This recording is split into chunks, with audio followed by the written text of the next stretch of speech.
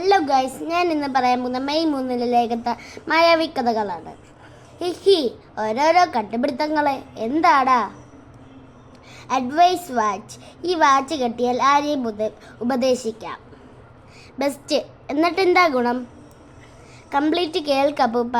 സങ്കടമുള്ളവർ അടുത്തുണ്ടെങ്കിൽ watch മൂളാൻ തുടങ്ങും. അപ്പോൾ സങ്കടക്കാർ അടുത്തു വരും. എന്നിട്ട് അറിയാതെ അവരുടെ സങ്കടം വാച്ചിനോട് പറയും. അവരുടെ സങ്കടം മാറ്റാനുള്ള ഉപദേശം വാച്ച് പറഞ്ഞു കൊടുക്കും. സംഗതി ഡിഫറെൻറ്റാ, പക്ഷേ നമുക്കെന്താ ഗുണം എന്ന് പറ. അപ്പൂപ്പ, എൻ്റെ അപ്പൂപ്പ, വാച്ച് കെട്ടി ചുമ്മാ ഇരുന്നാൽ മതി. സങ്കടം പറഞ്ഞ ആളുകൾ വരും. ഓരോന്നിനും ഫീസ് വാങ്ങാം. അത് ശരിയാ. ഒരു സങ്കടത്തിന് 100 രൂപ വാങ്ങിയാൽ പോലും ലാഭമാണ്. ഹിഹി, നാട്ടുകാരുടെ സങ്കടം വിറ്റ് നമുക്ക് കാശുണ്ടാക്കാം. ഹിഹി.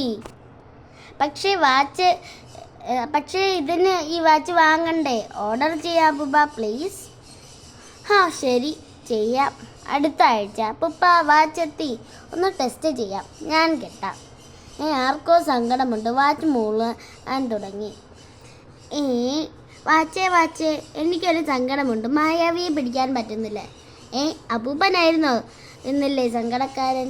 Don't worry. 1 കിലോമീറ്റർ കിഴക്കോട്ട് നടന്നാൽ ഒരു ഗുഹ കാണാം. അവിടെ മായാവി കിടന്നുറങ്ങുന്നുണ്ട്. അയ്യടാ, വാച്ചിന് ഇങ്ങനെ ഒരു യൂസ് ഉണ്ടെന്ന് അറിഞ്ഞില്ല. മൂളൽ കേട്ടപ്പോൾ ഞാൻ പോലും അറിയാതെ സങ്കടം പറഞ്ഞു പോയതാടാ. സത്യം അതേ കിടക്കുന്നു. കേറടാ കുപ്പിയിൽ. അത് കലകി. ഹിഹി.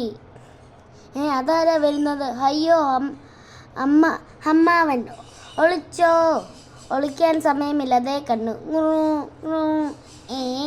വാച്ചേ, എനിക്കൊരു സങ്കടമുണ്ട്. ഗുഹയിൽ നിന്നൊരു മാന്ത്രിക കുടം മോഷണം പോയി. ചതിച്ചോ? Don't worry. അതെടുത്തത് ലുട്ടാപ്പിയായി നിൽക്കുന്നത്. വേഗം പിടിച്ചോ. ഹമ്പട കള്ള. ധിം.